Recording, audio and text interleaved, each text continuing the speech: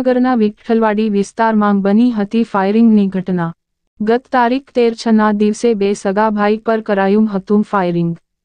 કુલદીપસિંહ ઝાલા અને ઋતુરાજસિંહ ઝાલા પર હુમલો કરાયો હતો, જે હુમલામાં કુલદીપસિંહનું ઘટના સ્થળે જ મોત થયું હતું, જ્યારે ઈજાગ્રસ્ત ઋતુરાજસિંહનું સારવાર દરમિયાન હોસ્પિટલ ખાતે મોત નીપજ્યું છે। ફાયરિંગ કરનાર આરોપીઓને પોલીસે તે સમયે ઝડપી લીધા હતા। ઈજાગ્રસ્ત યુવાનનું મોત થતાં પોલીસે ડબલ હત્યા અંગે ગુનો દાખલ કરી આગળની કાર્યવાહી હાથ ધરી હતી। પરિવાર અને અગ્રણીઓ હોસ્પિટલ દોડી ગયા હતા। રિપોર્ટ કમલેશ ઢાપા સાથે હિરેન ચૌહાણ, ભાવનગર।